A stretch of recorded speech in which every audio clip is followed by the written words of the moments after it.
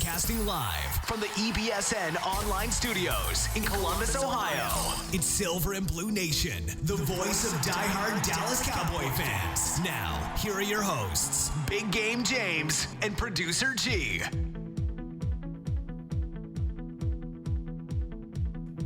What up, what up, what up, what up? What's up, Cowboys and Cowgirls? Can you smell what the rock is cooking? I'm Big Game James. How about them Cowboys? And I'm Producer G. And what's up, everybody? How everybody doing? This is Silver and Blue Nation on this, is it Labor Day weekend? This is Labor Day weekend. Labor Day weekend. Final Sunday without football until Final February. Sunday. Next week it goes down and it's real, and we're going to smack fools. Let me get a quick shout out to everybody that's on the Silver and Blue Nation. Florpaya, you know I don't know how to say your name, but real quick. Let's just remind people, too, if they're watching on Big Game James' page, to jump on over to the Silver and Blue Nation Facebook page, because that's where the shout-outs and comments are coming. Come on in here. Let me get in here. Floyd, Kayla, Alec Cash, what's up, big dog? Tim Warner, Raymond, you know how we do. Mama T, Marvin, Alonzo Duncan, what's up, big dog? Katina, how everybody doing? Let's jump in here, get all your peoples in here. Share. Get all your peoples in here, because we about to talk these cuts, and I know some people in their feelings about Dan Bailey, but we're going to talk about all of it. Yes, give us likes and shares before we jump into Cowboys Panthers preview and break down this 53-man roster. If you're watching on YouTube as well, we appreciate you. And if you're not on YouTube, go subscribe there so you can catch us live on there as well. Dallas Lee jumps in, says, what's up, Silver and Blue Nation? What up? Gridiron Warrior, what's up, Big Game James? What up? He's already talking about Dan Bailey, which we will certainly get into very soon here on the show. Buddy Johnson says, what's up? Art Lugo, Michael Bullock, B-Rob over here on our YouTube chat box, as you can see right up there on the screen. Appreciate all of you, and no matter where you're watching on Facebook, again, jump to the Silver and Blue Nation Facebook page. That's where we're looking at and monitoring comments. And before we get started, let's give everyone what they want. And so, having said that, I want me some glory hole. What's up, Tim? I mean, how can that ever get old, G? Can you play one more time? And so, having said that, I want me some glory hole. Everybody loves that.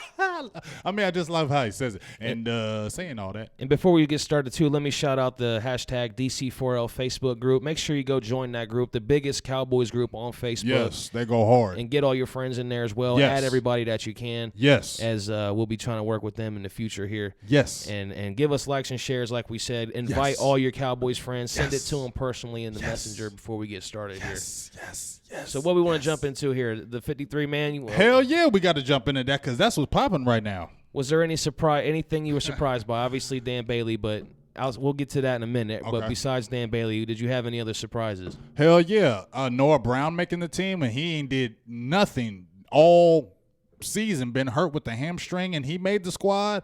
Lance Lenore, it wasn't a surprise, because, you know, when he had the muff punts, I mean, and we talked about it last week, and I said, I didn't think he was, because he's not really a player that does anything special, so why would he keep him? I said the reason why we would keep Deontay Thompson, who was a surprise cut to me, because of that speed. He got on the practice field last week, and you could see his wheels. He had a couple deep passes, bombs on with Dak Prescott, beat Chidobe Awuzie, and I'm like, okay, that's the kind of speed we need, and then he gets cut. So that was a surprise cut to me.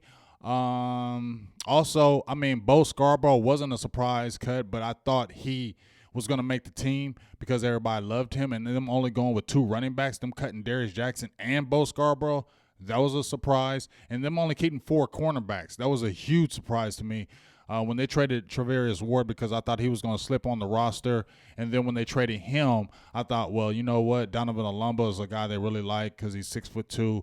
I thought maybe I put Marquez White on my 53 because he was on the roster last year, but they got rid of all those guys, and they're really low on the defensive back position, so that definitely surprised me.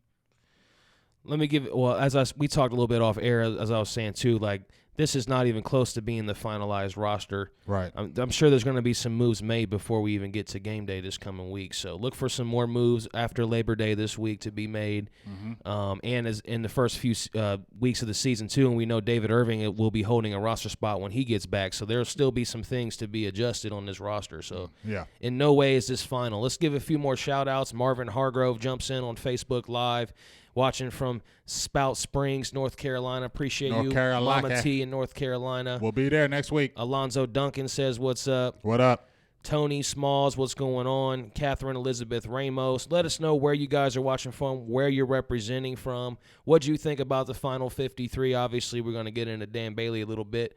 Katina's in there. Appreciate you. Make sure we get shares from everybody watching and commenting, and we'll try to get everybody's shout-outs in on YouTube as well. We want 1,000 comments today, so keep them coming. Keep commenting and let's talk, man. Don't be quiet on here. Let's talk some damn Cowboys football. You feel me?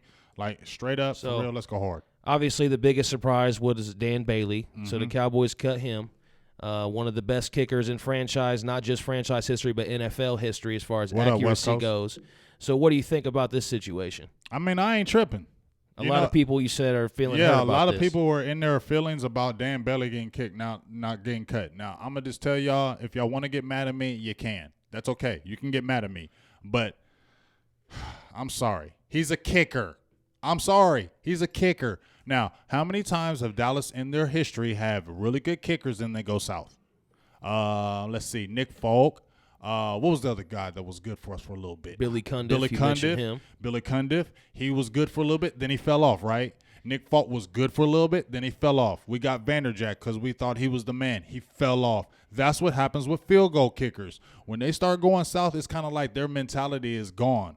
So as much as I didn't like seeing him go because, you know, he's been a clutch performer for us, he's a field goal kicker. And at the end of the day, when we're relying on field goals to win games, that ain't good, do you think? We need to have touchdowns and not have to worry about a field goal kicker.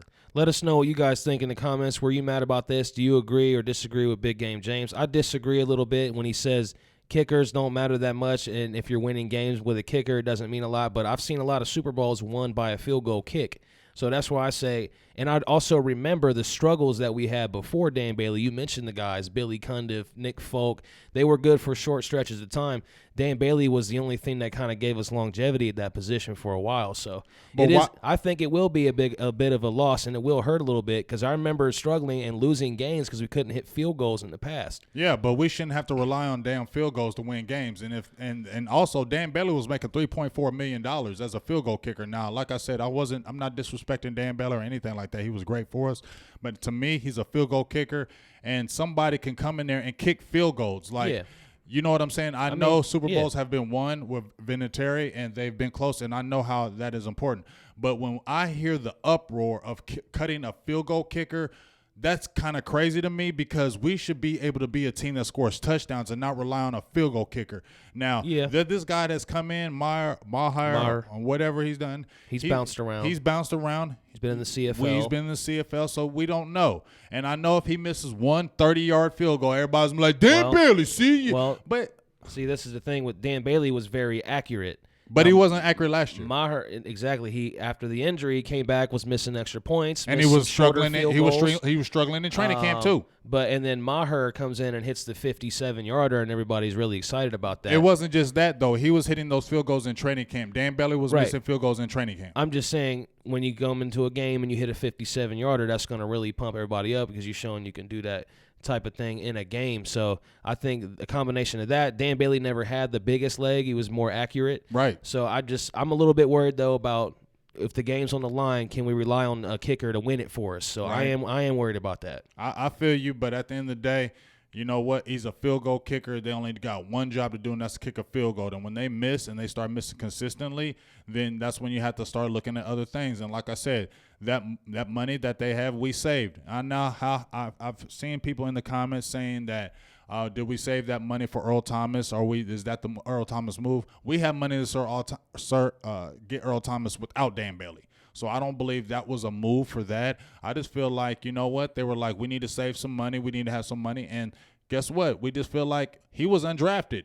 We can still get by. And to like a kicker's standards, if you want to compare to like a Des Bryant type situation, like his performance was not going to match the money that he was going to be getting because, like you said, $3.5 million, that's a lot for a kicker. Yeah, I believe he was the highest paid kicker when he got that contract. So when you compare it to the standards of a kicker's contract, he definitely was not going to be able to match the production of what he was getting paid. So you never know, though. I would not rule out Dan Bailey coming back to this team on a better deal. I wouldn't rule it out, especially if Maher goes and struggles and Dan Bailey doesn't sign anywhere. Somebody's going to scoop up Dan Bailey, though. You know that for sure because they're going to go back by what he did, past him. Because you know how it is. I mean, what's the reason why we signed Mike Vanderjagt? Because we saw what he did in the past. So you know a team is going to scoop him up. So I don't see him even coming back with Dallas because somebody's going to take him.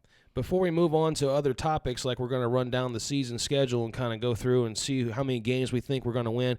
We got 120 Facebook fire in here viewers right now, so we just want to appreciate everybody who's tuned in, who's been sharing it and things like that for us. Continue to comment and give us likes and shares. Hit all those little emojis down at the bottom. We like seeing those flying in there for us. And if you're watching on Big Game Jane's page or EBSN Online or Phantom, make sure you leave your comments on the Silver and Blue Nation Facebook page because that's where we're looking. Yep. And we're here live every Sunday. We'll be here pregame and postgame next Sunday and all season long. Well, next Sunday we might be in Carolina, so things will be a little different. We are going to be. You coming with us. Either way, there will be a pregame and postgame, so keep an eye out for that every Sunday all season long. So I know a lot of comments are coming in, and we want to give everybody the shout-outs, so we'll definitely get right through that as well. And our YouTube watchers as well, hang in there. We're coming to you with shout-outs too. Yes, we got you. And but let's move on to a little bit more topics here before we jump right into. So we get into some over-unders, bowl predictions, or you want to run through the season first? Let's get some over-unders because I hear a lot of people wondering what were the receiving core and this and that. Let's do it. Well, then before we jump to the season preview as we look down the schedule and go through each game, let's go ahead and jump into some over and under. So we'll start with Dak then. Over under 25 touchdown passes for Dak this season. What do you guys think in the comments? Let us know. I think he'll get 25 touchdowns this year. Over. Passing touchdowns. Passing touchdowns. Can you give a little bit of a I'm going to go 27. Can you give a little bit of like why you think that, like what's going to be the difference this year? Because that would be a career high for him. I think because, I know we got Ezekiel Elliott and I know we're going to run the ball, but Dak's going to have to throw the ball this year. We are going to have to rely on Dak this year.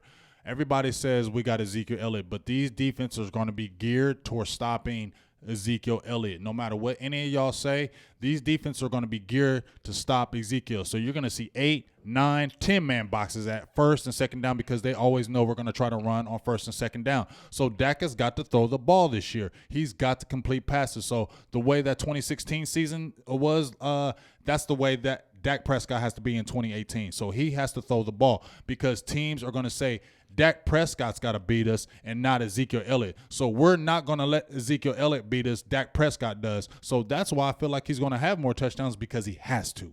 I'm just hoping those are touchdowns that are winning games and not touchdowns that are like garbage time type stats. So hopefully we don't have to worry about that. I agree. We can move on from him to Zeke then. Action. Since you're saying that, a lot of people are thinking Zeke has a chance to go for 2,000 this year, but I wasn't going to ask about the yards because we already had this before. But what do you think about the rushing touchdowns? Because if Dak's throwing over 25 and Zeke's getting 15 or more, we're in for some high scores this season. That's okay. Over under 15 rushing touchdowns for Zeke this year. I said 14, so I'm going to stay with that. I said 14 touchdowns. Take the under. Yeah, I'm going to take the under with that. I'm going to say 14 touchdowns for Ezekiel Elliott, about 16 to 1,700 yards. I think we will be explosive. I heard Shannon Sharp talking that BS, talking about they got 5 college teams better than our receiving core. I hope our receiving core got to see that.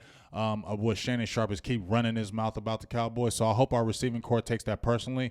I have been seeing in the comments that a lot of people think that, Noah Brown will go to IR and then they'll bring back Deontay Thompson, which I think that can happen because I don't think Deontay Thompson is a hot commodity. But I think our receiving core is going to show a lot of people that we're better than they think we are. Michael Gallup is definitely going to show, and I think Beasley is going to have a bounce-back year as well.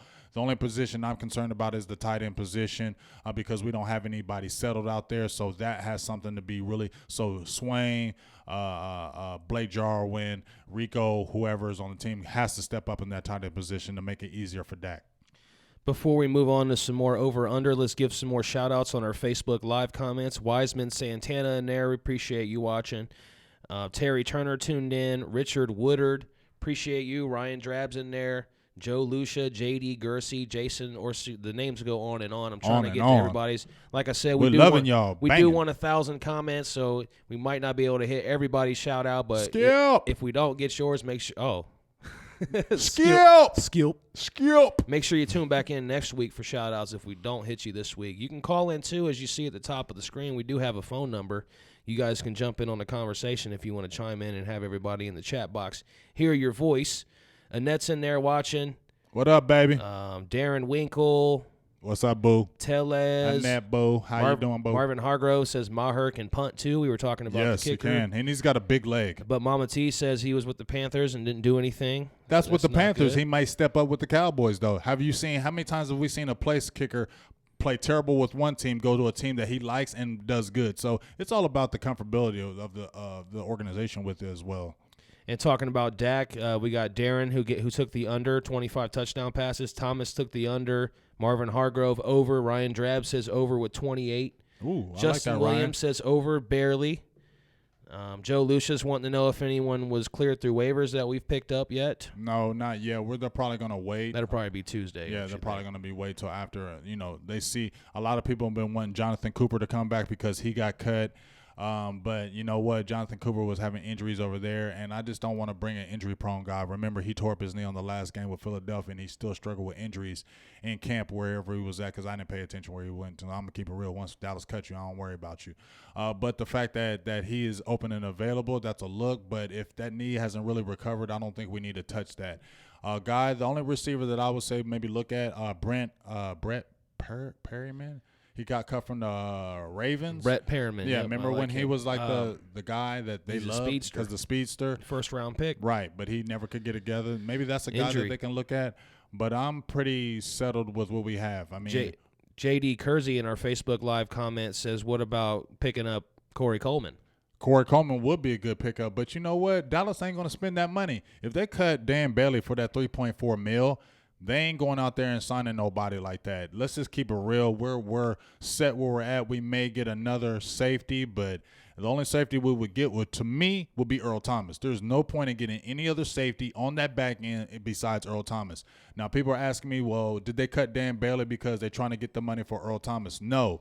They already have money for Earl Thomas. That does help, but they already have more money for Earl Thomas. So the only person I would see that for them outside to get on that defense will be Earl Thomas. That's the only person that they need to get, Earl Thomas, period. Ryan Kizire says, do you think we should go after RG3? No, I mean, when we get back to the 53-man roster before we jump into this, we have another over-under set up here, but what do you think, G? I don't mind that. I think we do need a better, capable backup. I told everybody last year Cooper Rush wasn't the man. He was a backup. Nobody wanted to hear it. They said he was the new Tony Romo. Now he's done regress. Now everybody hates Cooper Rush. I mean, I'm telling you, Cowboys fans, a lot of the Cowboys fans really need to watch football because you didn't see he wasn't a backup last year just because he had a good preseason. He's a backup. Okay, and we need a veteran backup who's been there and seen it. Now, RG3 wouldn't bother me because you know what? He's played in NFL games. Has Cooper Rush?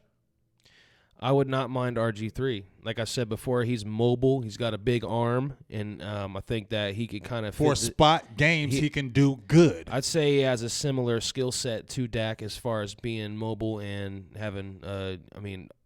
People would say Dak don't have the biggest arm, but I think he's got a pretty good arm. He's got a decent arm. I think RG3 would fit nicely in our system as a backup. Yes. And Why? Then, go ahead. I was going to move on. Go ahead. Wiseman Santana says, oh, my God, they finally got rid of Chaz Green. I mean, when we're talking about the 53. that was a no-brainer. Like, if they were to keep him, and I thought they were still going to try to keep him, but that last game against the Texans was absolutely pathetic. I've never seen a dude regress like that, like to that core. I mean, 2016, he filled in for Tyron Smith and did an admirable job in where you thought that, guess what, Chaz Green had hope. But to see what happened in that Atlanta game and then all last year and then to see him in this preseason, that dude has been robbing people of money, man. He has been getting paid. And I want to know what he does after this. I'm going to follow because if anybody picks up Chaz Green after what they saw, then they don't like their football team. It would be surprising. Floyd talks about Rico. They want glory hole. Floyd talks about Rico going to be pivotal in the red zone and which is what I had been screaming and hoping that he was not cut, and he did not get cut. Mm-hmm. So what do you think about that? Is that how they're going to use him? Hell yeah, that's the only way you can use him. Now let's think about this. You give me some glory hole. Let me give you your glory hole first. Give me that glory hole. And it is a reminder, I've been here when it was glory hole days, and I've been here when it wasn't. And so having said that, I want me some glory hole. Yes, I sounded like him right there. But you know, I'm saying, like with Rico, you know, I was tripping when I saw the weed charge, the marijuana charge. I'm like, oh man, I put him on my 53 because of the added element. No matter what anybody says, you know he adds that element. I don't know if he's the best pass catcher, but he does things that other tight ends can't do on our team. And that's just a fact. I don't give a hell what anybody says. Now, I said I don't know about the dedication and this and that, and I went back and forth with Rico Gathers. But when you watch him in the game, he's just one of those type of players that may suck all week, mess everything up all week, and then when he gets in the game, he gets you 2 touchdowns. You be like, damn. And I could see us, not saying it would happen, but you can't tell me we play in that Carolina game and we sneak Rico Gathers on that 46-man game roster, and then we get inside the 20 and they bring him in. Do you really think anybody's thinking about Rico Gathers when he comes in the game? Nope. And that's the perfect time to throw a little fade to him, and he boxes out one of them little-ass defensive backs and scores a touchdown. Then everybody's swinging back and forth like, I told you should have cut Rico Gathers, because that's the element he's going to bring. He's going to bring that big-sized element that nobody else has on our team, and that's just the freaking facts. Yeah, and I had stated that myself, like in the last show or two that we've done. Like, as far in the preseason, Rico has just stood to, in my mind, he's looked like the best tight end that we have in the preseason so far, and that's playing with the threes, and that's pretty hard to do. So to me, he stood out a lot, and I would have been shocked if they just let him go, because I was really worried that if they did, another team snatch him up and he'd play right away. He's going to play right away. He's just oozing with potential. A word JK always used, oozing. He's oozing with potential. Oozles with potential. I mean, let's keep it real, G. When you see Blake Jarwin, when you see Jeff Swain, and then even when you see Dalton Schultz, they're regular. They are regular players. They're good, but they're regular players. Rico does add that element, no matter what anybody says. And if you can add that element to the game, yes, I know you don't want to keep a 46-man roster spot for somebody who can just really do red zone things. But I'm telling you, once we get inside that 30 and you bring Rico in, he's going to change the game. He's going to open things up. And then once people see he get a couple touchdowns, they're going to start rolling that coverage to him because he's going to be the threat. And then you can fake right there, and then you go Zeke Elliott with a play action, boom, draw up the middle. You get what I'm saying? He does add an element that makes our offense better, because you don't know what we're going to do when we put him in the game. And I'm telling you, when you watched him play, people ain't tackling him with one person. Have you seen that? Have you noticed that when he plays in games, they don't tackle him with one person? Mm-hmm. They need to gang tackle him. He doesn't go down because he's a big man. So in that aspect, he gives an element that we don't have that we need to use. It's another element in the offensive weapon that we need to use. He's just too risky to let What up, him KG? So staying on then, I guess, the 53-man roster for a sec before we move back to some over-under, Lance Lenoir didn't make the team. And I was a little bit surprised by that, because I thought he made a lot of great catches, and he had been the one that stood out to me throughout the preseason. Do you think the 2 muff punts is what did it for him? Because I don't believe that he would have been returning punts anyway, although he would have played special teams. I don't think he would have been expected to handle the ball in that situation. So hopefully that's not why he got cut, but do you think that is? I think it is. And the main reason why I think it is because if you look at the roster, the receivers that we kept, where was he really going to get in the game?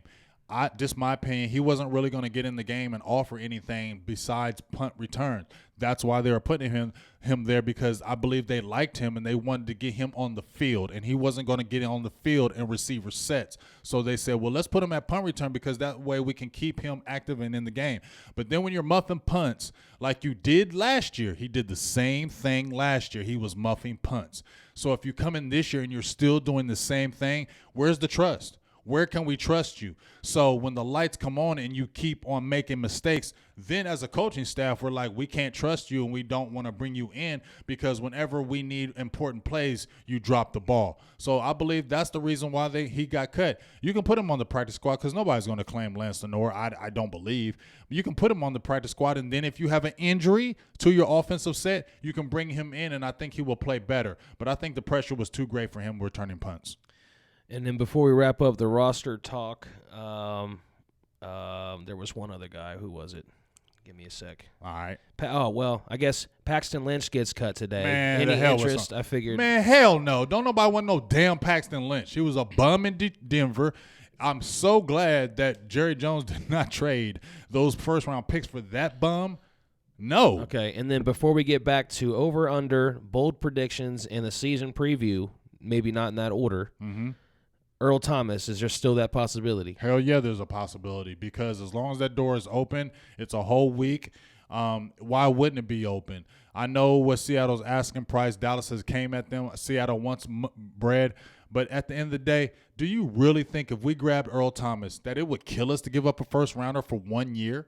The thing is going to be is you're going to be able to come up to a long-term agreement with him because you're only going to get him 1 year if you can't agree to a deal. You can't agree. We'll have money next year for him. It's okay. But you take that chance, though, if you don't lock him up now with the trade and the deal, you take that chance of him leaving somewhere else next year. So I'm just saying that's probably the technical reason. Maybe. I can possibly agree with that. But you know what? He's on the back end of his career. I don't see why he wouldn't settle in if we give him a decent contract and end his career with Dallas. That's just it. He wants the contract. Yeah, that would be more than one. That would be more the sensible thing. Yes, I would want to have him more than 1 year too because I believe he'll still be good at a 32-year-old. I believe you got 3 good years out of Earl Thomas, 3 good prime strong years. So this is the best time to get him. And he will solidify our defense. Our defense is already going to be nasty, but if you put an Earl Thomas back there, now you feel better if our offense isn't playing great because now our defense can shut teams down. And at the end of the day, that's what we have been worried about. We've always worried about outscoring teams and then our defense giving up leads. And now I feel like we have a defense that can shut people down. And adding Earl Thomas makes us a championship-type team. Thanks for the comments, guys, that you keep coming in on Facebook Live and YouTube. Just hang tight because we're getting ready to just have a segment where we just go all out and just come to you and just say everything you guys are saying, shout everybody out. But as I'm looking through, I'm seeing a few things that are popping out to me. Brandon Hibbett says, what about Martavis Bryant, who was – Hell no. He just got a drug thing over his head. Last year I wanted him. Last year I did. I was pushing hard for him. He had the drug suspension. But now I feel like he's got another drug suspension over his head. The dude likes smoking weed. I ain't mad at you like smoking weed and getting high. I ain't mad at that. But at the end of the day, no, I don't want that. You got the thing over your head again. We already got people already smoking hella weed on the Cowboys anyway. We don't need any more weed smokers. Okay. Speaking of weed smokers, let's go ahead and jump into some more over and under. Weed smokers. Randy Gregory, over under 10 sacks this season. Over. I'm saying he's getting 10. I didn't think he would. I said 7, maybe 6 because he needed to get his feet underneath him. But watching him in these games going against first-team tackles, and he's abusing them already. It's like he hasn't even been away from the game. Like, people need to see how amazing that is. This dude has missed 2 years. 2 years, and he's coming in like he hasn't even missed a game.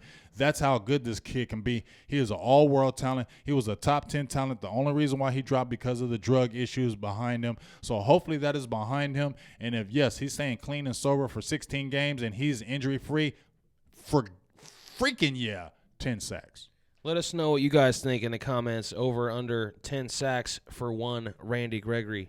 And before we jump back into the season preview, we'll go game by game. We'll talk about who we think's going to win and maybe a final Cowboys prediction record for the season. But before we jump into that, let's jump back into some comments. Let's just run through. If you want to check out Facebook, let me reset real quick, too. This is the Silver and Blue Nation live streaming video podcast on Facebook Live, YouTube as well. So make sure if you're watching on either one, you subscribe on Facebook or subscribe on YouTube, or really you should be subscribed to both so you never miss a thing. And you can also find us afterwards on iTunes, Google Play, and SoundCloud. So make sure that you check that out too, because you can listen to us if you missed anything from the show. You can rewatch it here too, or rewatch it on YouTube. And we also do the video cuts throughout the week from these individual topics. So a lot of people are over on that Randy Gregory thing too. Let's give some shout-outs on who's over for that. Okay, let me give shout-outs. Let me. And if we missed you, make sure you keep it coming so we can continue to give you shout-outs, because there's just so many coming in. Like we said, we want to hit 1,000 comments, so keep the comments coming, and I'll keep trying to filter through. Okay, well, I'm going to get Ryan Drab. He says 11.5 sacks. Jason Orisis, I think that's over 11. Drew DeCall says he'll go with 8 sacks with Gregory. Brandon Hibbett says over if he plays all year. Floyd Perrier, 12 sacks and makes the Pro Bowl. G. Garcia says he will have a sack every game. I don't know about that. I think 10 sacks would get you a Pro Bowl bid. Tellez, I don't know your name, but you a dog. 10 sacks for yes, Dro. 10 sacks for him. A lot of people. Greg Rodriguez says 11 sacks. Burnett Chris Rossum says 12 sacks. Raymond Colazo, 14. Kellis Fuentes, 13. Darren Winkle, 10 sacks. Joe Lucia, 12 sacks. Katie Gist, 12 sacks. Man, Jerome Watson, 12. Tim Warner, bold prediction, 15. Richard Woodard, 14. Hey. Hey, you know what? Let me jump in. They smelling that Randy Gregory. I think we need to give YouTube a little love because it's been a little while since we talked to YouTube. Okay, give them love. All of our YouTube watchers, we appreciate you. Tim Williams, Art Lugo, Cowtown Tech, Steve Backey, 23, Hirsch Patel, Honcho, Sacramento Cowboy, Jonathan Cook, B-Rob. We got David saying Gregory got like 4 dudes cut, meaning because of his good play. Jonathan Cook said 11 wins this season.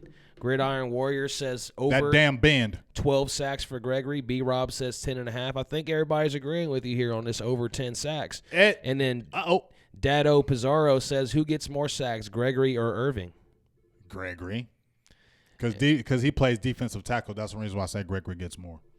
But you know Irving does come back. He'll come back with like 2 or 3 sacks in a couple games. He is. Irving's going to come back nasty. I just believe that for sure. Sean George tunes in on YouTube a little late today. He says, what's up, Big Gains and Producer G? What up? He said, what's the biggest surprise cut real quick? I mean, Dan Bailey to me because I didn't think he was getting cut. But it's okay. We're all right. And Aaron's in there, says, what up, y'all? Melvin Rojas said 10.5 sacks. Appreciate all you guys who are tuning in and commenting on YouTube. Make sure you subscribe with us there as well. And then back to our Facebook Live. Make sure that you're on the Silver and Blue Nation Facebook page because that's where we're looking at comments and giving shout-outs. Let us know where you guys are tuning in from. Hey, go ahead. We got some questions in here. Yes, let's throw this out here. Floyd Perrier and some other people have said, who's going to get more sacks, DeMarcus Lawrence or Randy Gregory? I'd take Lawrence. I'm going to take Lawrence too. I think Lawrence is going to have another about 14 sack season. I agree with that. Yes, I think Lawrence is going to get more sacks than Gregory because Lawrence, I feel like, is the man on the team. They are all following him. I feel like he is the leader. He has stepped up and been the supreme leader on that defense. Do you agree with that, Yeah, G? I mean, he's just gotten better and better each season. He's gotten better and There's better. no reason to think he won't be even better this year. And if you watched him this year, he may have not got the sacks in the preseason, but he was damn close. Like every play, he's in that backfield. So, yes, Randy Gregory is not going to get in many. DeMarcus Lawrence is getting more sacks than Randy Gregory. Brandon Newkirk on YouTube says, hashtag that damn Ben, 13 sacks. Damn Ben. 3 in 1 game. Hirsch Patel's watching from Oklahoma in our YouTube chat. OKC. Sean George says Lawrence wants that Mac money. Babu, Babu, I love you. A lot of people seem to be interested in the receiver position. Dominique says, what about Braxton Miller? What about him? Are you interested in bringing him in as a receiver? Can I give you one? A hell to the no. I think I'd agree with that. He hasn't done anything to show he did that nothing. Why do we want him? He was kind of a wishy-washy receiver at Ohio State. He was a quarterback. So, yeah, we saw him. Remember, G? We did talk about, though, back in that 16 draft, it would have been nice to maybe pick him up in the slot, but he's shown that he's just injury-prone. Yes. He's not ready. He's not ready. Give us a big thumbs up, a like, and a share. If you're on Facebook watching, make sure you give us shares into your favorite groups and with your other Cowboys fans. Thumbs up on YouTube. Subscribe to all channels. We appreciate all you guys. If you're trying to call in, we're going to try to get to some calls. It's 1-866-217-1966. If you want to jump in some comments while I'll get to some phone lines. All right, get to the phone lines. But I'm going to jump into some of these comments right quick. I hear some people talking right now. Dallas Pepper Sr. asked me who's going to be our starting safeties week 1. If we don't get Earl Thomas, because I don't know, because I'm not in there. But if Earl Thomas is not there, I'm going to say week 1 starters is going to be Jeff Heath and Kayvon Frazier. That's going to be my starters to me until Xavier Woods come back, because I don't think he's our week 1 starter because of injury. Also, Terry Turner asked about can we trade Leighton Van Der Bust. Oh, Vanderbust. Wow. A lot of people are calling him Vanderbust because I posed the question. It's too early. But I'm just saying, I posed the question, though. a couple days ago, like, why isn't Vander Esch getting the flack that Tycho Charlton got? Because everybody was busting Tycho Charlton when he got drafted, and ain't nobody saying nothing about Leighton Vander Esch, and he ain't even seen the field. Taco's been healthy all year when he played. He played all preseason. He played all 16 games. He was available. But what were we crying about? Well, what was I saying when we drafted Vander Esch? Injuries. I never liked the pick. Get what I'm saying, though? We were talking about injuries. He's already had a foot injury. You were there when he had the foot injury or the groin injury. Mm-hmm. He's already had 2 injuries, and that's one of the reasons why I said I did not want to draft him that high, because, number one, he was getting swallowed up by blockers in that small conference, and he was injury-prone. And we're seeing the injuries already come out. And he's behind the 8 ball. We're not going to see Vander Esch doing anything until, like, week 3, week 4, like, for real. We're going to go ahead and jump to the phone line and make sure you guys keep the comments coming Bryce in. Butler. And get ready for next week, week 1, Cowboys at Panthers, pregame show, Silver and Blue Nation. Make sure you checking in, tuning in for that, turn on notifications. Let's go to the phone line. We got our guy KG Gist on. What's going on, KG? Hey, what's up, fellas? What up, How y'all KG? doing? I got a question to ask. We got a week. And due to the cuts that we made, we still got a big hole. Y'all already know the elephant in the room Yes. is at safety. What we have to work with right now, we're going to have to make a change or do something because we don't have that much time. And then cut Dan Bailey. Don't that free up some more money for us to even make a splash somewhere? I mean, it does free up more money for us, but we already had money available for Earl Thomas, so I don't think the money was the issue.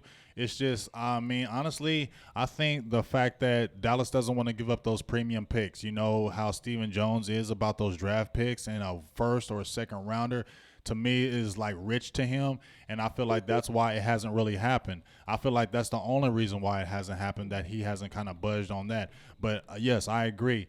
Putting the Earl Thomas on our team changes everything. We can get by without Dan Bailey. But if we get Earl Thomas on our defense, defense wins championships. And if our offense struggles, when we had 2016 where our offense dominated and it carried us, there's nothing wrong with a defense carrying you, because how many teams have we seen get to the Super Bowl and the playoffs and make playoff runs when that defense shuts teams down? And that's what's important when you get to that end of the season in the playoffs is the defense, because you can score, but when that defense starts shutting you down, especially playoff time, that's when it gets real.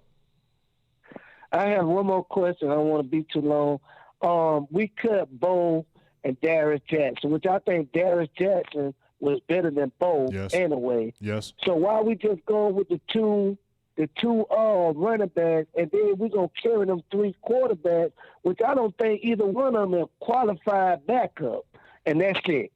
All right, KG, well, I'm going to answer the first one. If you're talking about the running back situation, I was very surprised. I agree with you. And when I created my 53-man roster, I put Darius Jackson over there over Bo Scarborough because everybody was in love with Bo. But the only reason why we're in love with Bo because he came from Alabama, he was a big-name school, and he was 230-some pounds. Let's keep it real. But if you really watch the games, Darius Jackson offered more than Bo. He could play special teams, he could catch out the backfield, he could block, and he can do things more than him. So I was surprised. I honestly think that they cut him and going to try to bring him back and put Bo on the practice squad. But if you're talking about the quarterback position, Mike White is good. You cannot cut him. That's why they were not getting rid of him. He's a legit NFL quarterback. They kept Cooper Rush because they haven't scoured anybody on that outside, and they feel good about him. But if you really think about it, they could not cut Mike White, because if they cut Mike White, he's not clearing waivers, and that's a lost person that we did not could afford to lose. Let me give my quick take on the running back situation. I just want to say that I believe the reason why they were comfortable letting go of Bo Scarborough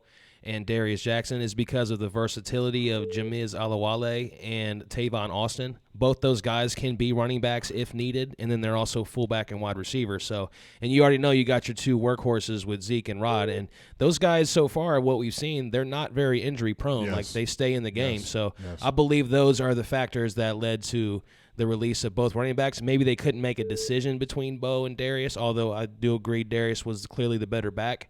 But I just believe that those could be the reasons why, the versatility of Austin and Alawale. Yes. There it is. Appreciate your Thank call. you, fellas. Appreciate Y'all you, big great dog. Great job, man. Great job, you fellas. Hey, you Thanks, know what? KG. You know I love you, dog. Make sure you hit me up. Hey, we'll be here every Sunday Same for the here. games. Thanks. How about them Cowboys? I like that. Good question, Appreciate KG. that phone call. Good questions, KG. I appreciate you, dog. As you all can see, it is the voice of the fans, so make sure you keep getting the comments in and talking with us Call so in. we can try to shout you out. And if we didn't get you this week, we'll get you next week. If you called and we didn't get you, we'll get you next week as well. Let me give a shout-out to Dino. He got mad at me. He said, man, y'all always changing times. I was working out, and I am going to miss y'all, but I'm going to catch you on the tube. He said, make sure I give him a shout-out. So, Dino, here's your shout-out. It might not have been at the beginning of the show, but there's your shout-out, big dog, and we will back out. Just know throughout the season, hour before the game, hour after the game. That's where you're going to be watching the Silver and Blue Nation live shows baby. from here on out. Darren Winkle says, do you guys think Garrett should go if the Cowboys don't win 10 games? I don't know about that. I already told you if Garrett needs to go if he don't get to an NFC championship. So that's my biggest thing. Garrett needs to go if he don't get us to an NFC championship this year, because I'm tired of us getting, if we get to the playoffs and we get to the first round, this ain't about no first rounds or nothing. We need to get to an NFC championship with Garrett this year, or he needs to go. I don't care about talking about starting over, this and that. No, we have as one of the, I posted something today that we have the youngest team, I think in the NFC East, I believe. Are one of the youngest teams in the NFC, period. So we're okay if Garrett's not there. You can get a good coach to coach these guys up. So stop talking about we're going to fall off if Garrett's not there, because that for sure ain't the damn truth. Again, guys, if we didn't give you your shout-out or get to your comment, just keep them coming. We're going to try to get to everybody. Christopher Mitchell on Facebook Live, Michael Nelson, Jay Favela, Keely Fortes, Joseph Jenkins. Keely. We just appreciate everybody who's making Appreciate comments. y'all. We love y'all. If we don't hit on your specific comment, don't worry. We're still trying to give you your shout-out. We're sorry. We'll jump right back to the phone line right now. You guys can call in, too. If we missed your call, keep trying. You can get through. Right now we have David on the line. What's going on, David? Oh, he must have jumped off on us. Oh, well. All right, well, somebody else call back in because I like hearing voices on there. You know what I'm saying? So jump back in here. And like I said, this is, I mean, honestly, we were talking about, the season. I'm saying 10-6 off. I've been saying that from the very beginning. That can get us in the playoffs. But it's all about playoffs this year. It ain't about anything else. It's about Super Bowl playoffs, Super Bowl bust. We have the players now. I know we had the injury with Travis Frederick, but we can still get by. This NFC is not so damn tough that we can't get by with what we have. I mean, I don't see how the NFC got so much better from last year. It's the same, and we are just as good as anybody else. So the time is now for our team. It's time to stop playing. It's time to say, oh, well, next year or 2 years. The time is now. We have the players now to do it. We've seen time and time again teams who make a come up. Philadelphia is the perfect example. They went from not making the playoffs the year before to winning the freaking Super Bowl, G. So why can't we? With a new coach, why can't we? Yeah, it's pretty embarrassing when you think about it. It's been embarrassing when you got a team that was not in the playoffs to going back the next year and winning the Super Bowl. That's no excuse for us. There's no excuse for Jason Garrett, because that showed you right there you can take a team that's nothing and make a team into something and win a Super Bowl. So there's no excuses for Jason Garrett. If he doesn't get us at least to an NFC championship, there's no reason for Jason Garrett to be the Dallas Cowboys head coach. And that's just the damn fact. Again, appreciate everybody tuning in. We're going to jump back to the phone line real quick before we dive into more comments. And if you didn't get your comment in or your shout-out or your phone call in, you can always tune in every week, every Sunday, because we're here every single week. So there's no reason why we can't get you in at some point. You can actually message us personally. I'll make sure we get you on. So yes, talk to us, give us comments, leave us messages on the page. We'll definitely interact with you. Right now we're going back to the phone line. We got our lady Mama T on the phone. Hey, hi, it's been a while, Mama What's T. What's up, Mama T? All in the comments. Hey, my son. What's up? How you doing? What's up? I'm hanging in there. I'm getting ready, cooking some Boston buck for, that Sunday soul food. Yeah, I know how you do. So, we're going to be down there next week. Yeah, well, I got seniors, they fixing to graduate, thank God. And I got another set of twins. Their birthday would have been September 9th. Right. They would have been 21. Right. They passed away, 21 years. But I was going to tell you that down here in Carolina, just give you a heads up, that you better keep an eye on my buddy Julius Peppers. because he is the bomb. They've got a team down here.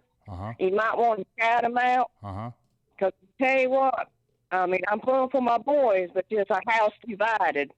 So, like I said, you better keep an eye on Peppers and Clucci, whatever his name is. I can't think of his name. But anyway, Luke, they're the two main ones because our first home game, Panther-wise, they are going to be hungry and they're going to be rocking. So I hope my boys are going to be rocking right there with them.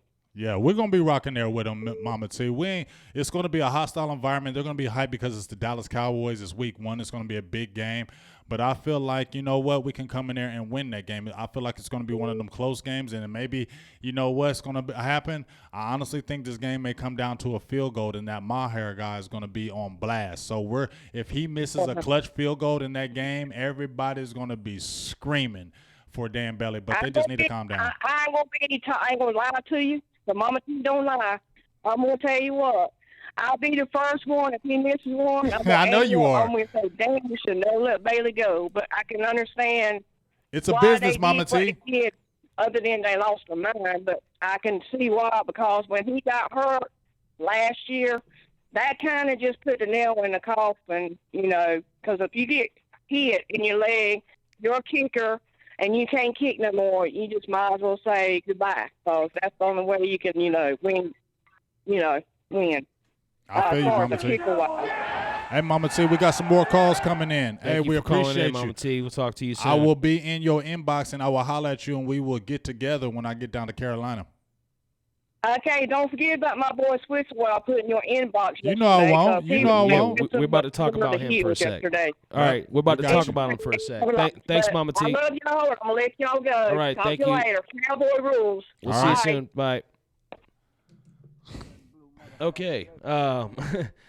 Speaking of her guy, Ryan Switzer, Dominic Bradshaw on our YouTube live comment says, were you surprised that we cut Jihad Ward when we traded away Ryan Switzer? No, I was not surprised at all. He was one of my cuts in the 53-man roster because, number one, Antoine Woods came. Let me just break it down to you. When I went to camp, when I saw Ward, and I didn't even know where Coney Ely was. I'm just keeping you real, G. I didn't even know where he was. You couldn't even see him.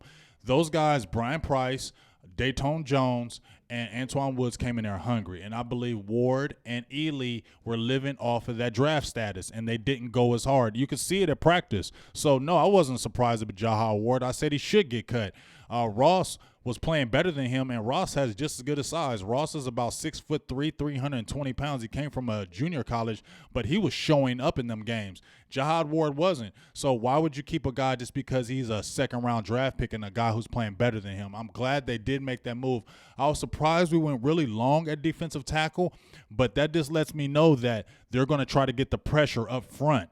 That defense, that lets me know that they're going to rely on that defense. But I am surprised they only kept 4 corners because you only got Jordan Lewis, Anthony Brown, Cheeto, and Byron Jones. If one of those guys get hurt, we're hurting. So I think they may bring maybe a Lumba or one of those guys back because there's no way we can just carry 4 corners.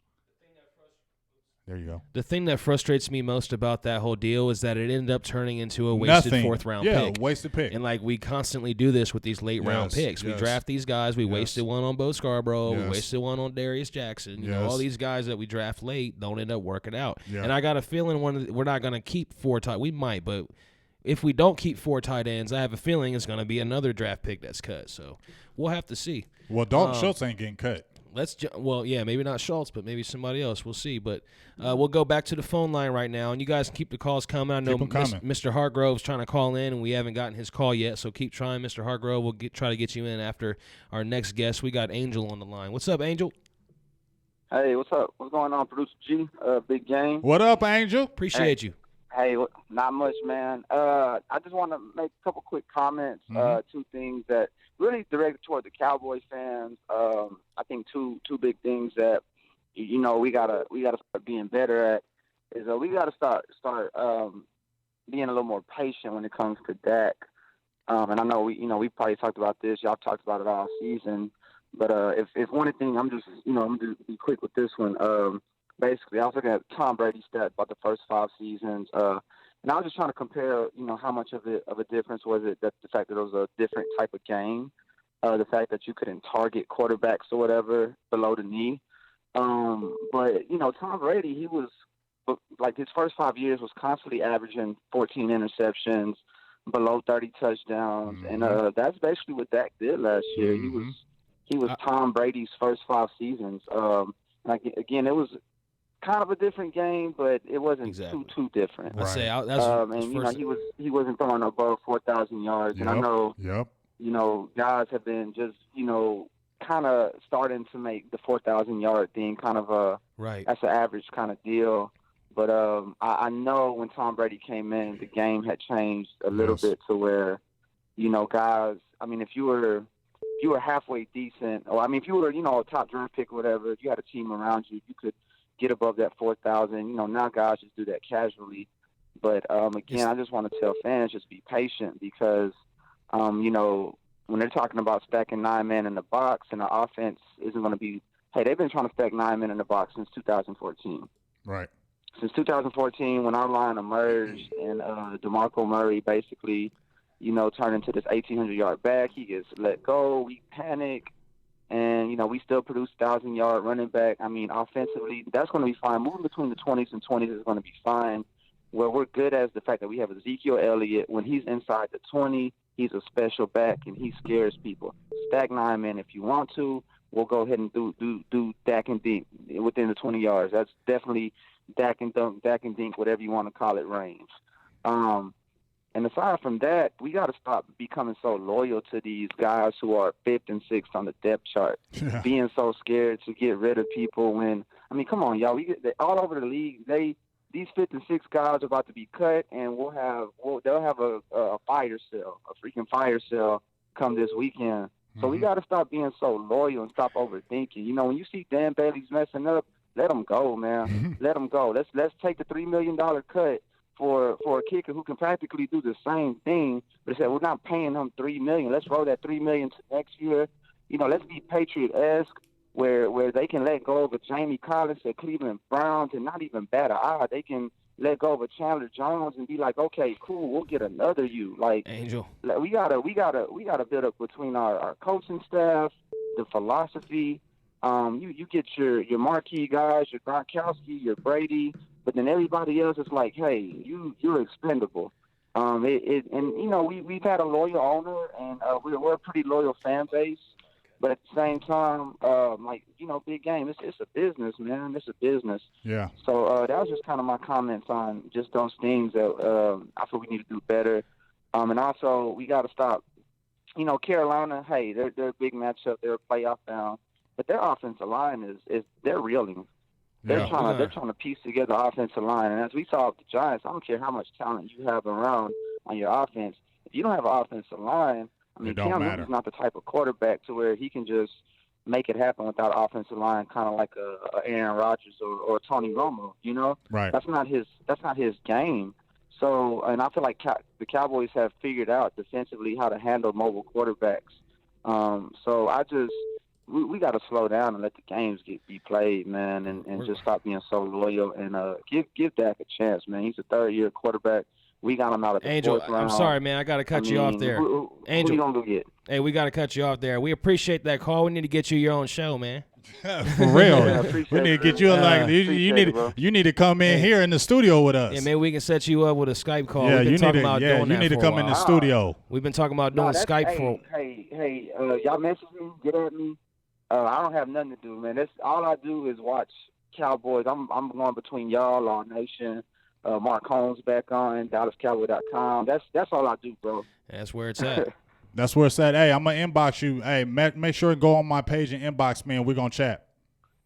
That's a bit, bro. Thanks, for sure. We appreciate you. All right. Cool. All right. We got some more people calling in. Call in.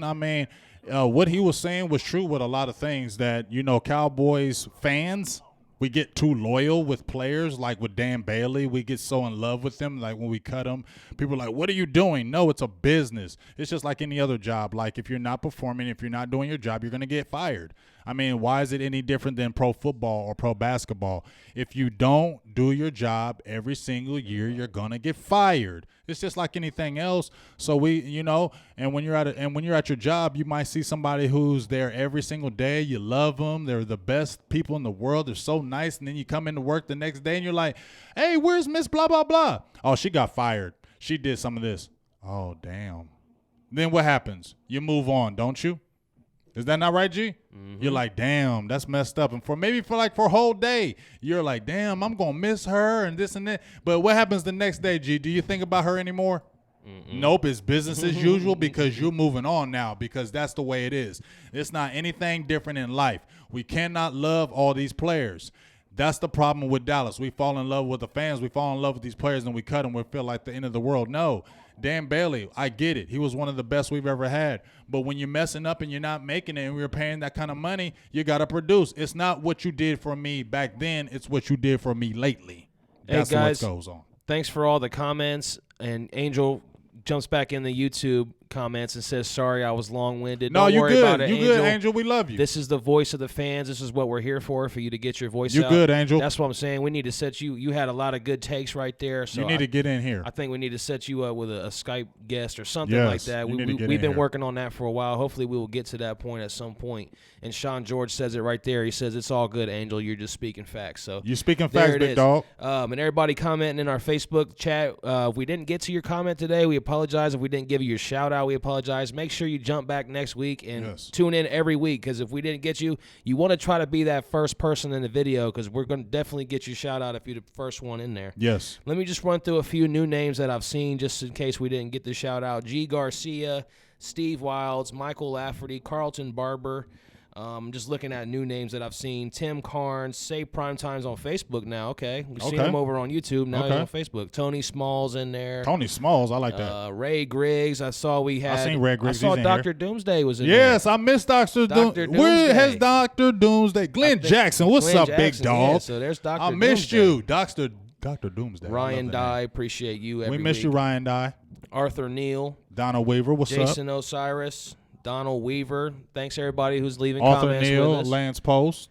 Joe Martinez, Tim, Melv. I'm talking to YouTube Darren now. Winkle. So if you're not on YouTube, go subscribe to YouTube. If you're not on Facebook, go subscribe to Facebook. So you don't miss a thing from us every week. Kerry Teagle, what's up? So make sure you give us a like and a share and all that, too, if you like this video. Like, and share, let us share. know where you watch from. Hopefully we're getting close to that 1,000 comment mark. Keep them coming. But let's jump into a little bit of schedule talk. Okay. Before we wrap it up here. All right. Week 1.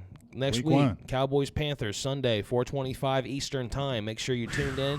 Most likely that game's going to be on Fox, the NFC affiliate. So make sure you're watching there. That's going to be prime time. And that should be prime time. That's a prime time game. Dak Prescott, Cam Newton. What are you looking for in this game?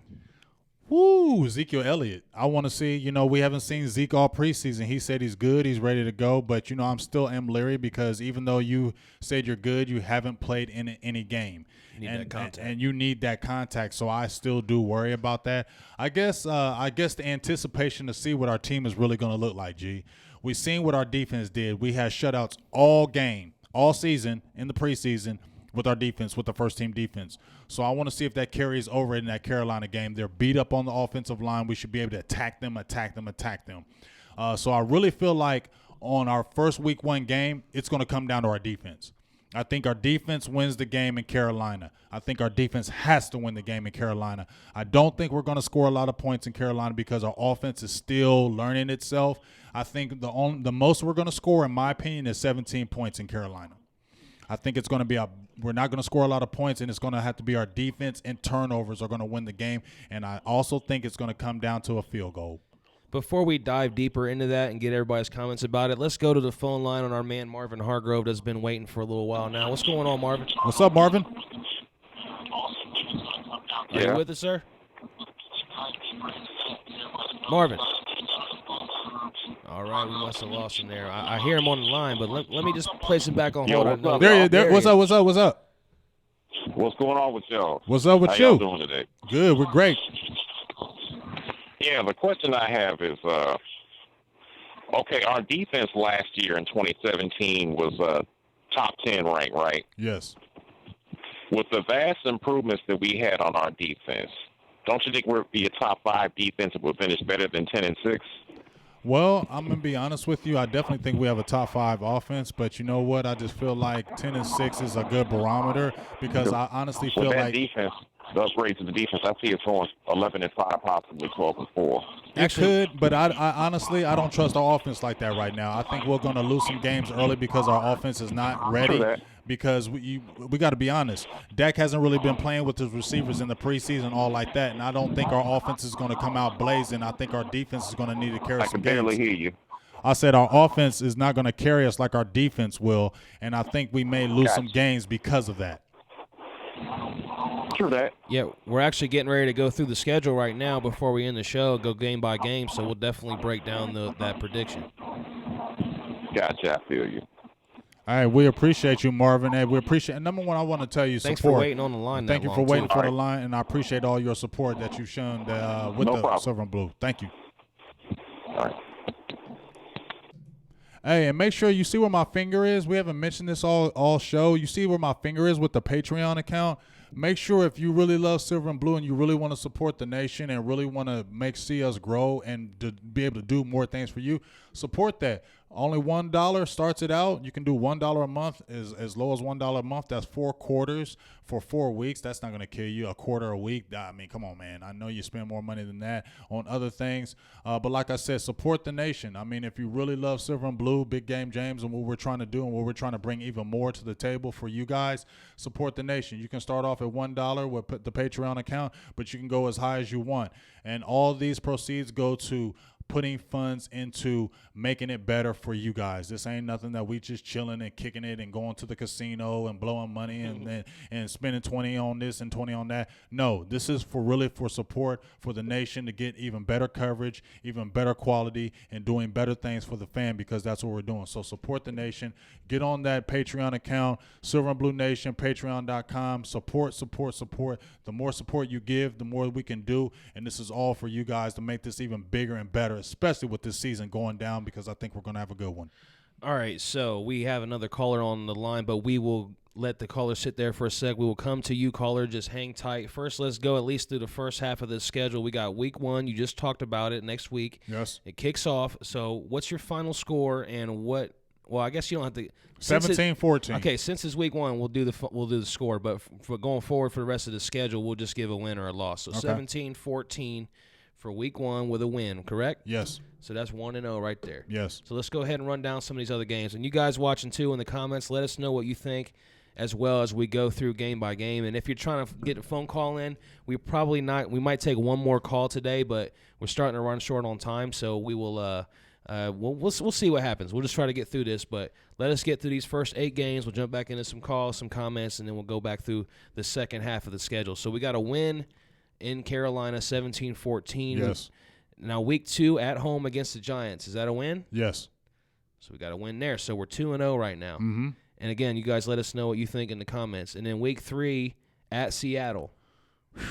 That's where I've been battling. That's a tough one.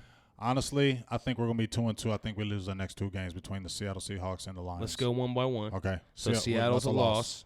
A very close one. So what do you think about that? Like, I think Seattle's defense is not as good as it once was. So I don't think it is either. I think might run through him. I think he is, but I think Russell Wilson is going to be the deciding factor in that game. That's my opinion. Real quick in our Facebook Live comments, Floyd says 21-17, talking about Week 1 Cowboys. Marvin Hargrove, who just had on the line, 24-14.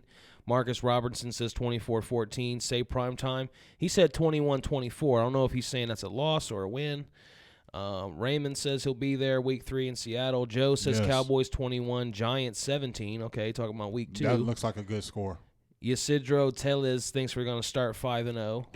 I like that. So let's move on then right now. Big game. This is Big Game James's pick. So we got him at 2-1 right now going into Week 4, a home game against Detroit. You think we lose that one? Yes. Okay, so we got 2 road games, 2 home games, and we're going to split 2-2. Mm-hmm. I think because Detroit always gives us problems. I don't care what anybody says. You think we're just going to go out and blow out Detroit? No. Matthew Stafford always gives us freaking problems. Especially when they had Calvin Johnson. But he's from Dallas. He's a Texas guy. He always wants to show and prove in Texas. He always has good games. And that's just the real. Are we better than the Lions? Yes. But I just still think that I made my prediction in the first 4 games. I said 3-1 it felt, but 2-2, and I think we go on a run after 2-2 and go on just a big run. But I think those first few games we're going to struggle offensively. Gregory Henson thinks Detroit wins 28-14. Shaquem says 14-2 for the Cowboys this season. Darren says 17-14, agreeing with you on the Week 1 score against Carolina. Chris Dunko, 24-13. And then Marvin Hargrove, talking about the Seahawks game, says 30-27, Cowboys win.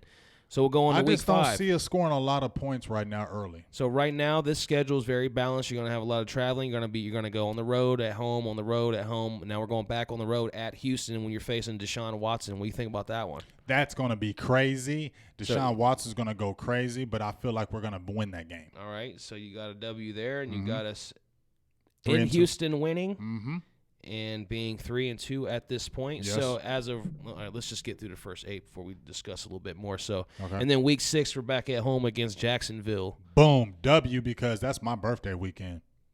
And I should also mention that Houston game, that's a night game. That'll be a Sunday night game. That game's going to be crazy. As well as Week 2, the Giants. So a lot of primetime games you can see. 3 in the first half of the season. I'm going to that Houston game. So Week 6, you got us winning against Jacksonville at home, bringing a record of 4-2. And then the next week going to Washington. Oh, we beating the hell out of them. You got to win there. So you got 5-2 at this point, and then a bye week for Week 8, and then to wrap up the 8th game in the first half of the season at home against Tennessee, a Monday Night Football game. What are you seeing there? Dub. So you think we're going to start a little shaky, 2-2, and then come out with 4 straight wins? Yep. So that puts us at 6-2 right now. 6-2 the first half. What do you think? I don't know, man. I need to go through myself and really I need to really think this through before I get up here giving mine, because I don't want to just say something I'm not sure of. But yeah, I just feel like, the only reason why I feel like we're going to get those first 2 losses early, because I just don't think our offense is going to be in sync. I just don't think our offense is going to be ready. We got so much turnover on the offense this year with our receiving core, with the tight ends, with the offensive line, Travis Frederick having injuries. We got guys out there. I just don't feel like our offense is going to be as strong those first 4 games. So we may lose a couple games that we probably should win, but because of the offense is not up to speed the way it will be later on in the season, you'll have those losses that you shouldn't. And that's why people need to understand, going to Seattle is not an easy task.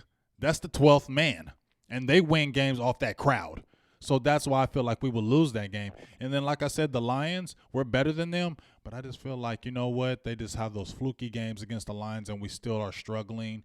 I feel like those are the 2 maybe games that we dropped that we could, but that'll be early, and we'll start rolling right after that. You're off. One of the things I really liked about the schedule so far throughout the first half is the balance. I do like having back-to-back home games, but I don't like having back-to-back-to-back road games. So yeah. I'm pretty good with the way it's home away throughout the entire first half of the season. So I'm just want to go through and see. So you got us winning on the road, losing on the road. Let me see here. You got us going 4-1. We got 1, 2, 3, 4 home games. So you got us going 3-1 during that stretch on the road, if I said that right.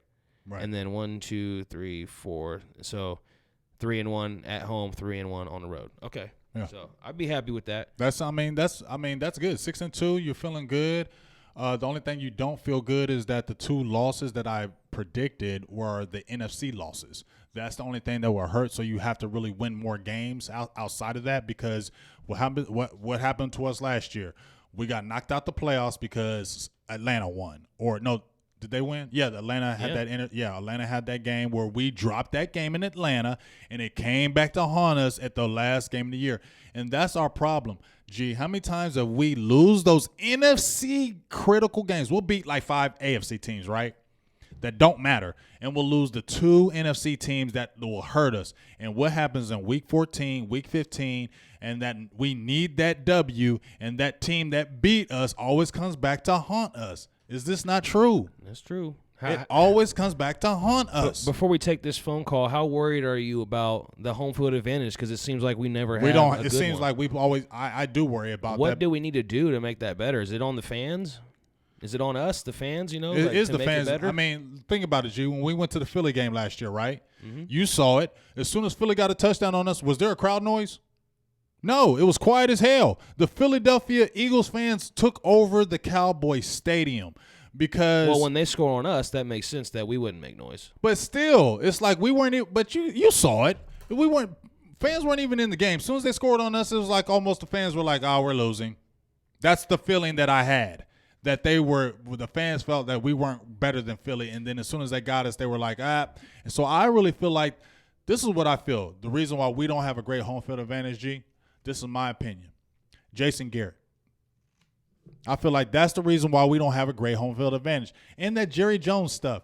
That stuff with that flag stuff, and I'm not trying to even talk about that stuff, but I think that has a bearing. See, I don't because it's been like this for years. But nobody talked about that. No, but nobody talked about that though. Nobody talked about what? Nobody talked about that flag. So it didn't have stuff. nothing to do with the flag. Yeah, that's but I'm saying that still may have something to do with it. For now. years, we've had this problem on the home field advantage. Yes, but let's get to the phone call. We got Ray Griggs has been waiting on the line for 10 minutes, so here he is. What's up, Ray? How you doing, sir? Hey, man. First of all, I'd like to say, man, I appreciate what you guys are doing, man. Thank you. I appreciate you. Cowboy fan for life, man. For life. What I want to touch on, first of all, man, is the defense, man. The defensive line is awesome. They're awesome. But we always got the problem with the cornerbacks, man. We don't have those get-back cornerbacks to get back to their receiver. What do you think we should do about that, man? Well, if you're really asking me, I don't think our cornerback situation is that terrible. I think the only thing I'm really worried about is the depth because they only kept 4, and I thought they would at least keep, maybe a couple more because injuries happen. And Chidobe was injured last year. Jordan Lewis had a little bit of injury. So that's the only thing I worry about. But if you look at how Chidobe's been balling out this preseason, and Byron Jones looks like he's finally found a home at the cornerback position, I know we worry about Anthony Brown. I do think Jordan Lewis, he played a lot better the last couple of games. But the only thing I worry about with our cornerback position is the depth with injuries. But I think our guys will be good. But you know what? What makes a secondary look good is just what you said, that front end, that front seven. If that front seven is doing his job, it makes our secondary look so much better. No doubt, man. But I just, that just pisses me off sometimes, man, when those corners get like about 5 or 6, 7 yards off the line, man, and those receivers just constantly doing them, man. They doing them. You know what I'm saying? But our defense is supposed to win games, man. That's what I know. You know what I mean? But I just want Dallas, man, to just, play together, man. Like I said, I'm a Dallas Cowboy fan for life, man. I study them, man. You know what I mean? But like I say, I love what you guys are doing, man. Speak on it. Keep speaking on it, man. Hey, we appreciate you Thanks for all the good call. compliments, and Thanks we for appreciate waiting. everything you did, and we appreciate your patience on the phone call, and we love you for life. Keep tuning in. No doubt, man. No doubt. Every Sunday, Ray. Thank you, sir. Have a nice night. You too, man. So Doug Davis makes an interesting you was comment. about to. He made an interesting comment on Facebook and I agree Live. with that. I agree. He said ticket prices kill the home field advantage. The loud crowd can't afford to get in. That He makes ain't perfect lying. sense. You ain't lying, Doug Davis. Speak it again. And can we give him an amen? We need to get amen up in here. How about them Cowboys? That'll do. Yeah, that'll do for right now. But we're going to get some amens for that because you said the damn right thing, Mr. Davis. And we give you full shout-outs, Mr. Doug Davis, because he said the loud people can't get in because them ticket prices. And he ain't never lying because them tickets ain't cheap. We know that. Ain't that right, G? We had to get standing room because them tickets were like $300-$400. Yes, we and do. they know weren't that. even the good seats that were $300-$400. So Jerry is making hella money. So if you're sticking around and we hadn't got to it yet, it's time now. We're going to jump into the second half of the schedule. Before we finish wrapping up comments and shout-outs before we get out of here, let's go ahead and go back. We got 6-2 for the first half of the season from Big. This is Big Game James's picks. 6-2 from the first half. He's got us going 2-2 and then winning 4 straight during that first 8-game stretch. So now we come into the second half of the season, starting at Philadelphia. Now this is where the schedule changes. Now 6-3. Okay, he's going to say a loss at Philly. At Philly. The first time we play him, which is great. You get to wait. You get to let that anticipation build up all of the first half of the season. That'll be a Sunday night game, so that'll be a big banger, a fun one to watch. Hopefully everybody's healthy for that one. Yes. Then we go on the road again to Atlanta, which we had the struggle last season, which was the first game Zeke missed. We're going to revenge that game. Oh, he said Dak is ready to go for that one. We're going to get that one's on his mind. He has that one circled on his calendar. So there goes 7-3 at that point. I like where we're going so far. That's one of the few. Well, I guess 1 o'clock games. It's the first 1 o'clock game, and then there's a few to end the season too. And then we come back home. We got the Thanksgiving. Well, we've got the Thanksgiving game, and then followed that up by another Thursday night game, which kind of, I guess, can help the Cowboys a little bit when you got that little bit of a, you know how it's hard for players to recover on Thursday nights. Anyway, so at home versus Washington on Thanksgiving, Thursday the 22nd. Dub. So you say we sweep them. We're sweeping them again. 8-3, there it is.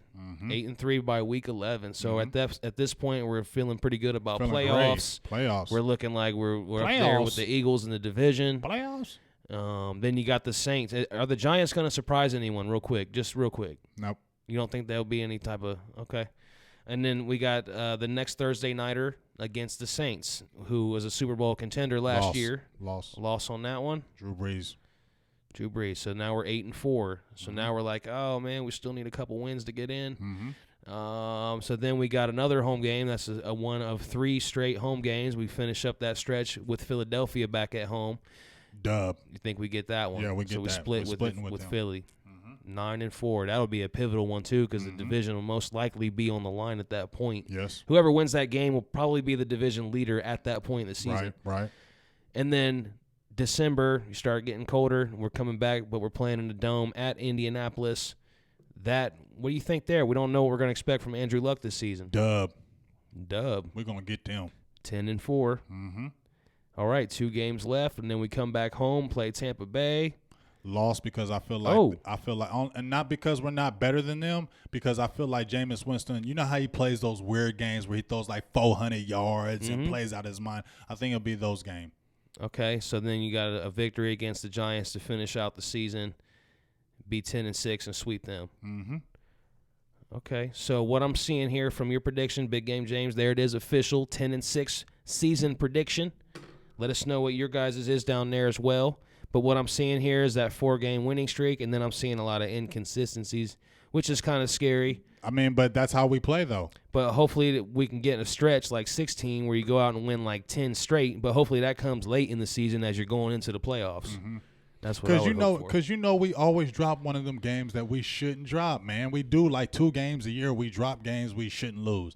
And I feel like that Tampa Bay game, we're better than them, but I feel like, you know what, that's the games that where you're like, man, why the hell did we lose that game? You know what I'm saying? We do it. We're under Jason Garrett, so I don't care what people tell me. Jason Garrett does that crap, and that's what happens. We always lose a couple games that we should not lose, and then it hurts us later on. But I feel like this year it'll be able to carry us into the playoffs. But what happened last year? We lost a couple games that we shouldn't have lost, and then what happened? We got knocked out of the playoffs because of it. So you're seeing 10-6. Keely Fertez says change that to 11-5. Marcus Robinson says we're not losing to Tampa Bay. We'll see. A lot of people are agreeing with that. It's my opinion. Keith Durham says 14-2. And then let's go ahead and check out our YouTube chat box once again. We're about to wrap this show up. We appreciate everybody who's tuned in tonight on Facebook Live and YouTube. Kevin Kincaid on YouTube says he thinks we're going to lose to the Colts and Titans. Jay Farm we ain't says, losing no damn Marcus Mariota. Our secondary's good, yet all the losses come at the hands of great quarterbacks, and that's been true. Sean George says we don't have Chaz to kill us this year against the Falcons, so there's a positive. Yeah, and I just don't think the Falcons, I mean, they got us last year, but I went to that game. That whole game, I still thought we were going to come back. At no time did I think the Falcons were better than us, even when we had Chaz Green getting killed because I was there. Falcons are overrated. Matt Ryan, Jalen Ramsey said he sucks. I agree. I think Matt Ryan is just overrated. He's just not that quarterback that they hype up, and I feel like we're going to come in there and whoop that ass. Good one says, have you noticed the Cowboys don't have to play in any type of bad weather this season, which that's a good thing for us if we can get that home field advantage in the playoffs. Ryan, go ahead. I honestly, G, I kind of don't want to win the division because you know what happens when we win the division? You get the home game. Pressure, we got the home field advantage, and we have to sit out a week. Right. That's the only reason. Like I love winning. 16. It hurts us every time. Even people need to forget when we played Detroit in 2014. People act. What's that noise? You said people need to forget? No, people be forgetting. No, I'm sorry. People be forgetting that when we played the Lions in that game, the Lions were kicking our ass. You remember that, G? The The Lions were kicking our butts. They were up 14-0 on us. They were dogging us. We had to come back in that game as well. We had another slow start in that Lions game, okay? We weren't jumping on them and beating them. We had a slow start. What are we notorious with, G? Slow starts with Jason Garrett. So I don't want to sit there and have a week off with him to have to sit there and think. I want us to do like when we did, just play all the way through, because even when we played all the way through in 2014 and we won, we still were down and had to win in the last seconds. Yeah, I think I can agree with all of that. Raymond Cazell said Randy Gregory, because Raymond Calazzo says in our Facebook Live, Randy Gregory, 3 sacks in the first game. Screenshot this. Go ahead, Raymond. Screenshot it and make sure you put that in the chat after he gets those 3 sacks. We got you, dog. And we're doing the predictions right now, but next week's when you're really going to want to tune in as we go live for a pregame show. We'll really be going into some bold predictions for the games as well as score and all that good stuff. So make sure you guys are tuned in next Sunday as we are every week, pregame and postgame show. Subscribe on all of our social media, Facebook, Twitter, YouTube. We're not huge on Instagram and Twitter, but that's okay. Go give us a follow over there too, because you never know what might happen over there. And then YouTube, subscribe, Facebook, follow, SoundCloud, iTunes, Google Play if you guys want to hear it. If you missed anything, you can rewatch this show back.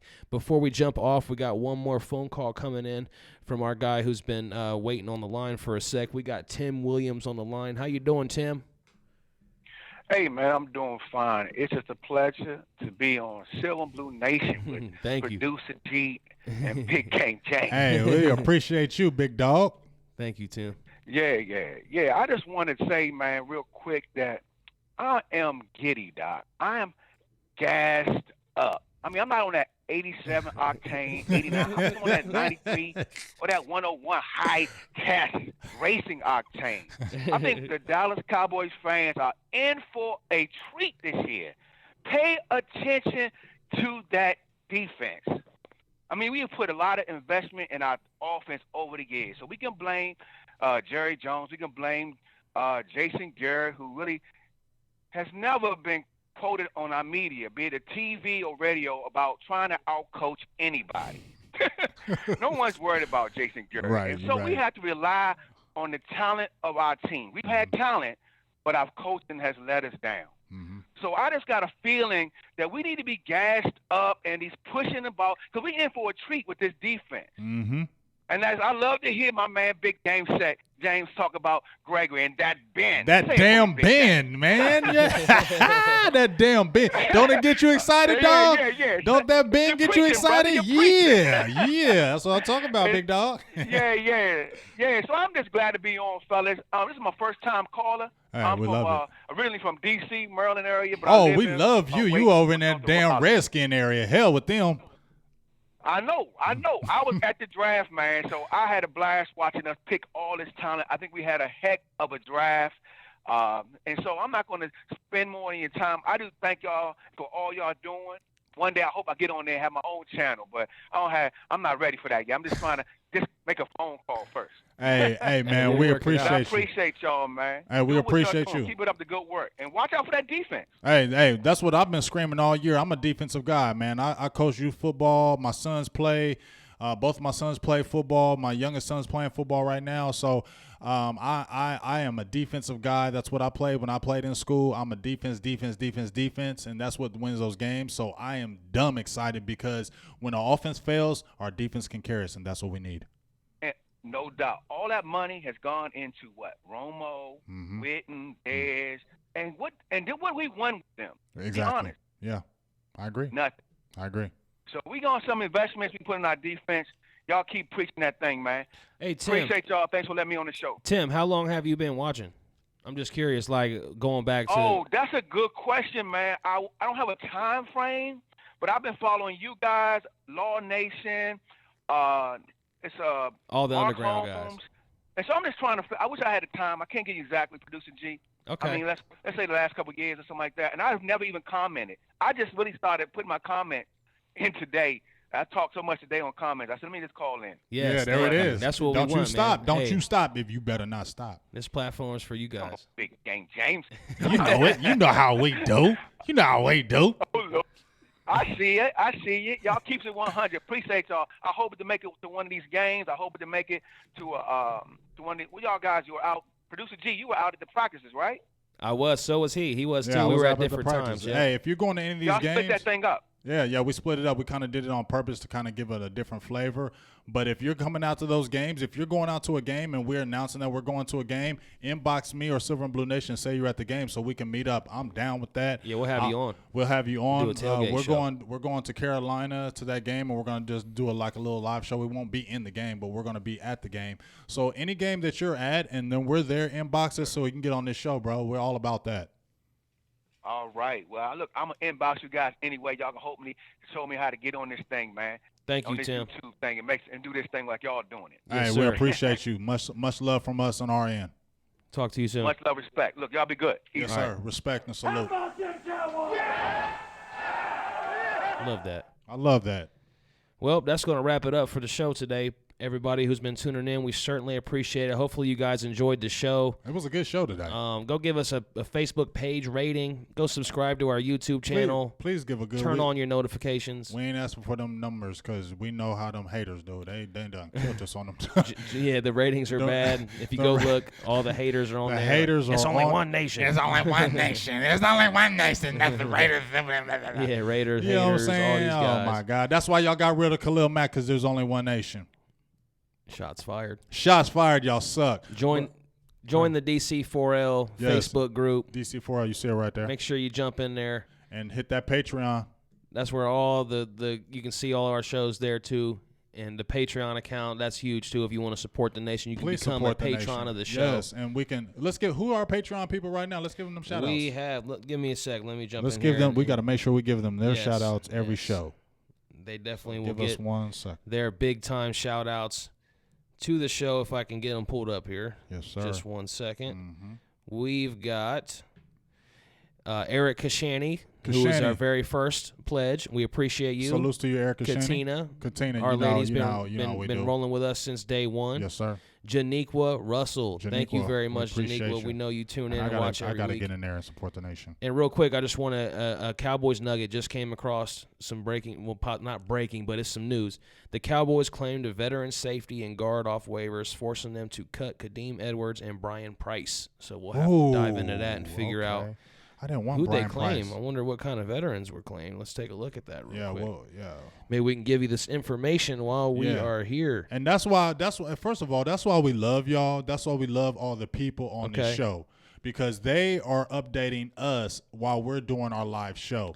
That's why we love y'all. That's why this show is for the fans. That's why this show is for the people, because you guys give us those updates right then and there. We love y'all. Let me give you the quick rundown on this. The Cowboys claimed 2 players off waivers, adding guard center Adam Redmond and safety Ibrahim Campbell to the 53-man roster. Mm-hmm. And to make room, they waived the 2 players we spoke of, Kadeem Edwards and Brian Price. Campbell, a 4-year veteran and 4th-round pick of the Browns in 2015, was recently cut by the Texans. Mm-hmm. Campbell played 38 career games with 11 starts, but has never had an interception. Redmond, the safety, played 4 games with the Bills last season. Undrafted rookie out of Harvard in 2017, was amongst the final roster cuts by the Bills on Saturday. So some depth guys to come in and help out a little bit in some positions that we're hurting at. I kind of didn't want to lose Brian Price. I know people are like Brian Price, but he played really good this preseason.